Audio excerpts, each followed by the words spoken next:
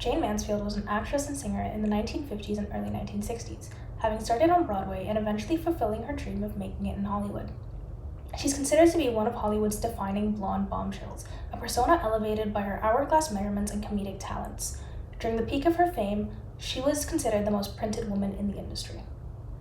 In my opinion, I think she's an excellent representation of femininity in the film industry in the 1950s, simply because she knew the game and she knew how to play it.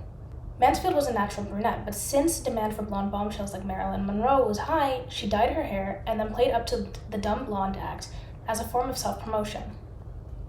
In reality, however, Jayne was classically trained in 3 instruments: the violin, the piano, and the viola. She spoke 5 different languages and was highly intelligent, with rumors saying that her IQ was above 160. Essentially, she had to undermine those really good, smart qualities of herself in order to achieve her dream of Hollywood fame, which begs the question, why?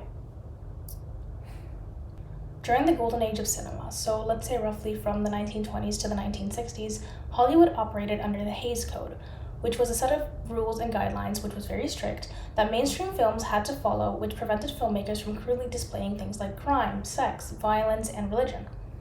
A failure to obey the code would lead to forced rewrites, monetary penalties, and sometimes even a distribution ban of the film. Eventually, though, as all things do, the golden age evolved and the new Hollywood movement sort of took over American cinema.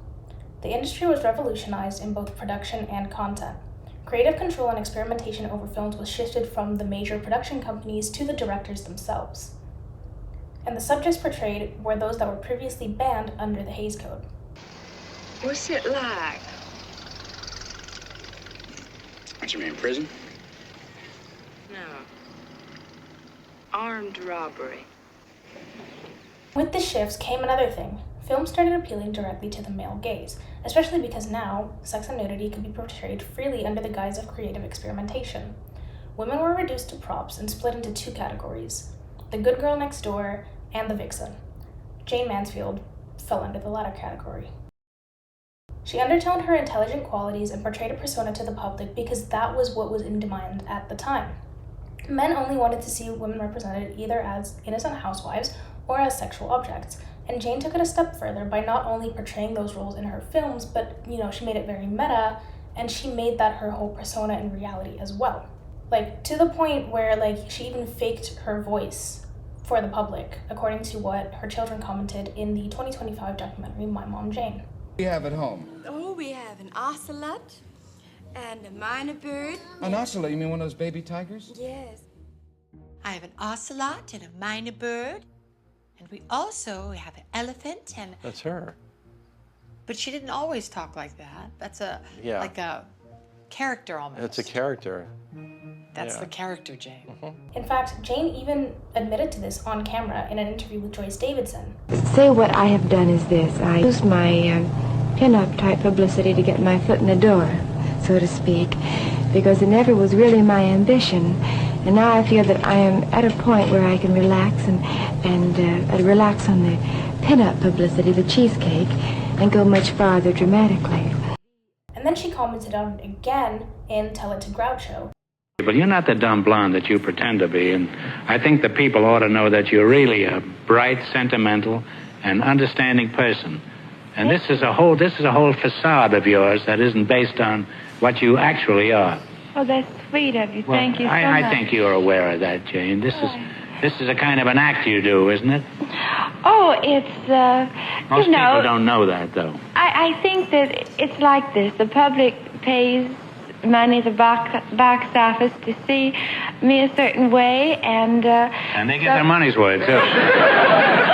So I think it's just all it's a role I'm playing as an actress. Around the 1960s, though, Jayne wanted to be taken more seriously as an actress because she felt like she'd boxed herself into the dumb blonde role and she was stuck there. So she wanted to play in roles that didn't center around her measurements or reputation as a sex symbol.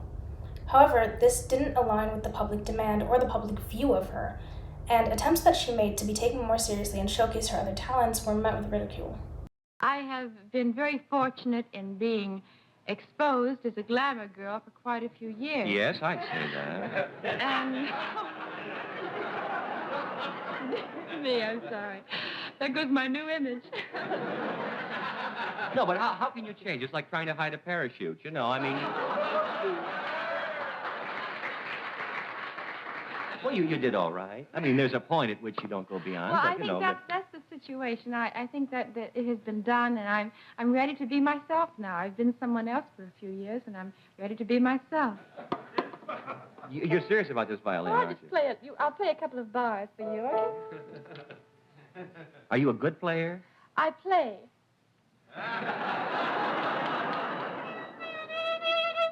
I think it has to be loosened. My bow is too tight.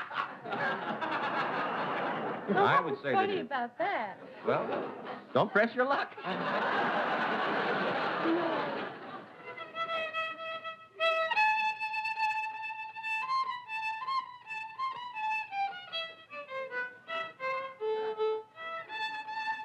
Who cares? Kiss me.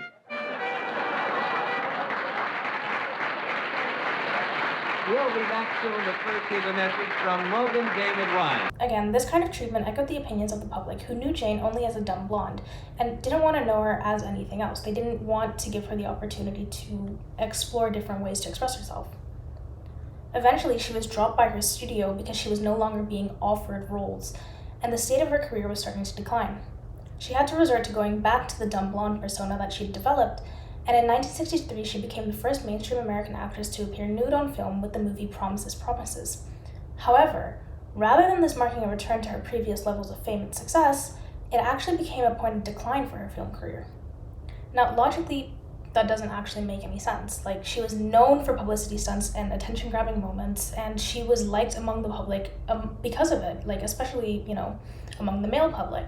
However, we have to remember that because it was such a heavily misogynistic time period, and therefore, even when she tried to appeal to the male gaze, men took the opportunity to ostracize her for such a groundbreaking scandal. So while Jayne categorized herself as a vixen in New Hollywood, the male audience apparently only approved of this persona to a certain degree, and once that approval stopped, so did most of her career, sadly. Personally, I believe she was ahead of her time and that she deserved much better treatment than she got. At the end of the day, all she wanted was to be a famous actress, and I think she had the potential to do so much more than what the studios and media wanted from her.